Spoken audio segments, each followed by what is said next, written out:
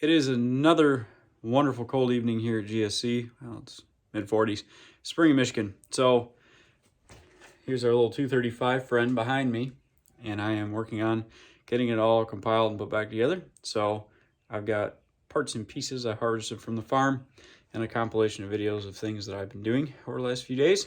So I'll go and roll a clip, and you guys have a good night. At the Spinning Moon Farm GSC 54 Chevy pile collection. So I decided, why not figure out what it's going to take to put these modern duals on the back of Dot. I'm going to flip the camera on and explain what it really takes, because this thing has 17.5-inch brake drums in the rear. Pretty good size.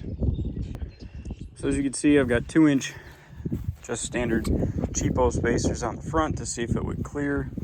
And shockingly enough, it gives me about 1.5 inch clearance for the tie rod and the knuckles. So that works out great. The rears, on the other hand, these have massive drums. I'm gonna crawl down here in the mud. There's your drum.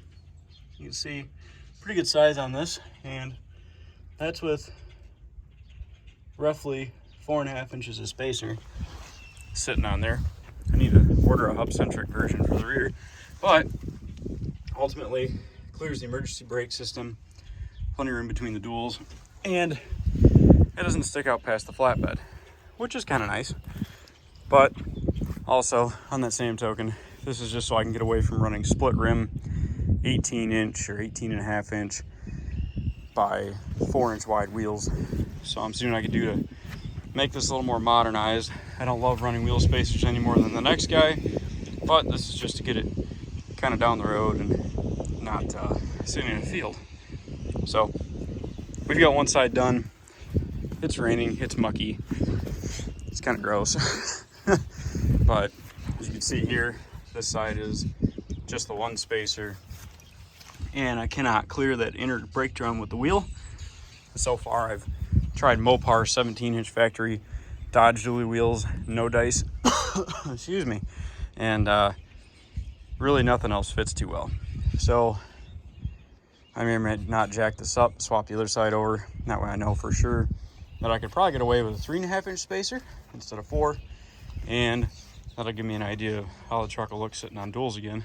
But while we figure that out, I've got to grab a couple accessory brackets for the Corvette engine. I need a generator bracket, throttle pedal bracket and swivel assembly, and a couple of odds and ends, which I'll be taking off of radar over there and off of this engine right here.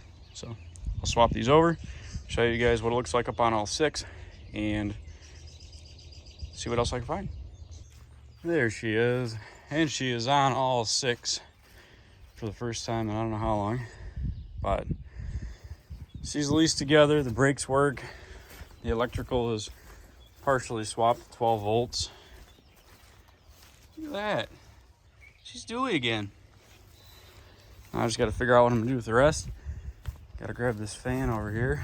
So I have a few odds and ends that I can take down and put in the Corvette motor, but the water pump that I bought actually has the wrong, I don't know if you want to call it, bolt spacing for a stock fan. So I'm going to take this down to the house, and it uses 5/16 24 bolts instead of 1/4 20s. So I'm going to go ahead and take this and see if it's the right bolt spacing. If it's not, then I have to come up with plan B.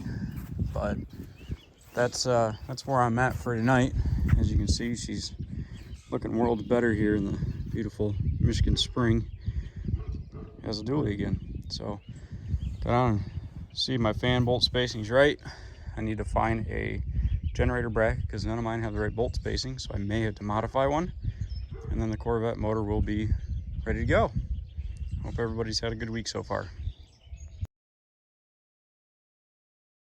My oil filter canister here, the lid, the mounting brackets go on the intake, the old AC Delco oil filter that has probably been in there since the 60s.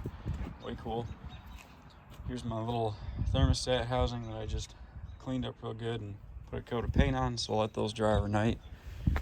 But so far, the engine is slowly coming together after my little farm excursion parts harvest. So fans on, as it should be. Took it off to 283. It's an 1 7/8 bolt circle for anybody that is doing a late 235 swap with the modified long pump water pump. You need an 1 7/8, not a standard 235 bolt circle from a truck. So you will need to buy a fan, just PSA.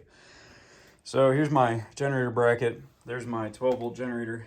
The bolt spacing here to here is off, and from here to here is off. So I need to cut and modify my bracket to correctly hold my 12 volt AC Delco functional generator.